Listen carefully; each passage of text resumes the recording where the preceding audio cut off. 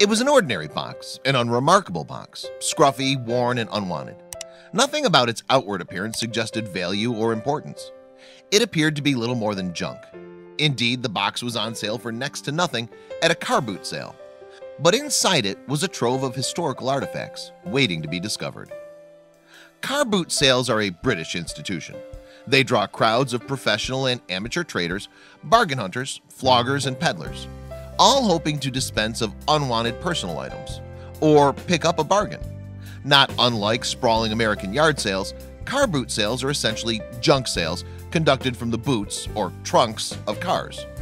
Which is not to say that everything on offer at a car boot is junk. In fact, it's not unusual to stumble on worthy items at such events, or more rarely, hidden treasure. Indeed, the search for car boot bargains is the basis for reality TV programs such as Bargain Hunt and Star Boot Sale. Furthermore, one shopper did find hidden treasure inside an unremarkable box at a car boot sale in August of 2018. The lucky shopper was Greg Pack, a 70-year-old retired graphics artist from Canvey Island, a reclaimed island in the River Thames estuary in Essex in the United Kingdom. His son, Scott Pack, is a 47-year-old writer and publishing professional. Scott subsequently publicized his father's good fortune on social media, drawing the attention of numerous international news organizations. On August 15, 2018, Greg had attended Mark's Tay car boot sale in the town of Chelmsford in Essex. One of his hobbies is repairing antique clocks, and he was searching the sale for potential acquisitions. It was then he spotted the unremarkable old box, and it piqued his interest. Indeed, there was more to the box than its plain appearances. In fact, according to Scott, the closed box was begging to be opened. "My dad was at a boot sale recently and saw this battered old box," he wrote on a Twitter thread on August 20th. He's a fan of boxes, and boxes are made to be opened, so he did what most of us would do and peeked inside. As a one-time graphics artist, Greg immediately recognized its contents. In fact, the box contained an array of glass plate photographic negatives in various states of disrepair, according to Scott, and they were cheap. The seller wanted £5. That's about $6.44 for them, but you always have to pay less than's being asked, Greg told the Press Association. So I got them for £4, $5.15. Silly money. Glass plates were the main photographic medium before the invention of cellulose film in 1903. There were two formats, so-called collodion wet plates and gelatin dry plates. However, they both worked in the same way. In short, their surfaces were coated with a light-sensitive emulsion of silver salts, much like plastic film, which captured images. Glass plates may seem somewhat primitive compared to 21st century digital cameras, but they're in fact capable of highly detailed shots, so much so that astronomers were still using them in the 1990s. However, as Pack himself pointed out, glass negatives can have degradation issues. The problem with glass negatives is that they fade, he told British TV channel ITV in August of 2018. Indeed, it was not until Peck processed the plates digitally that he was able to discern either their condition or subject matter. "I held the glass negatives up to the sky and took a photo with my iPhone," he told the newspaper Metro. "I sent the results to my laptop and opened them up in Photoshop before turning them into a positive image." It was then that Pack realized the plates were a collection of cherished family photos.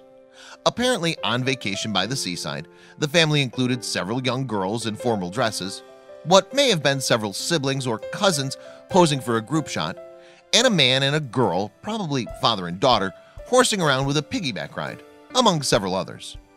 Pack was evidently astonished by the find. "When I saw the images, I was amazed at the quality," he told the newspaper The Irish News. "And the fact that they were over 100 years old is quite moving. To think that I was the first person to see them for around 100 years? Awesome."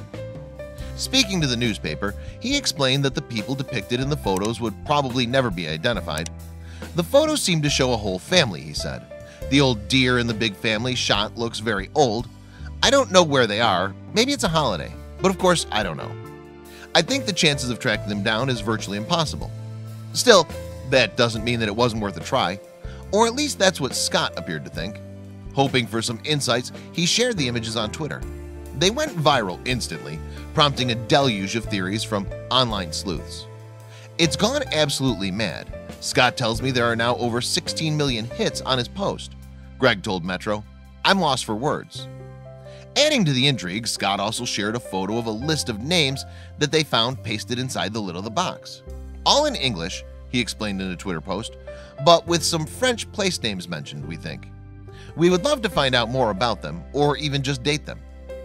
Responding to the call, some Twitter users speculated about the names.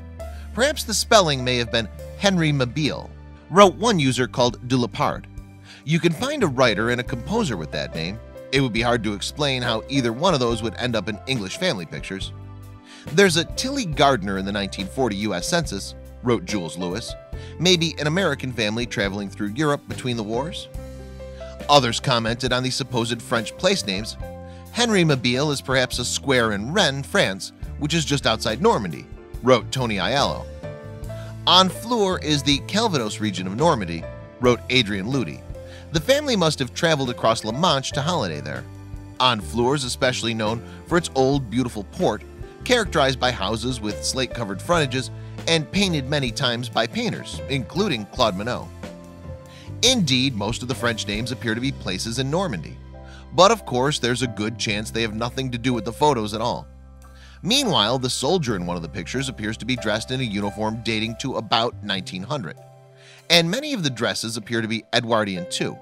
So as far as dates go, the plates were likely to be more than 100 years old, perhaps made shortly before World War I.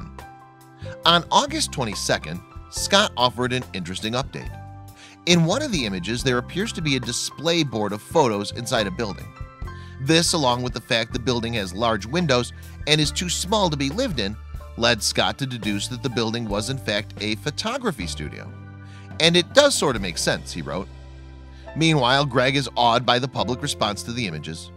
Those seconds of exposure to the camera lens 100 years ago are now visible again, and it seems to have captured the imagination of 20 million people, he wrote in a letter of gratitude shared by Scott on Twitter. Unbelievable. Thank you to my son Scott and Twitter followers for making all this possible.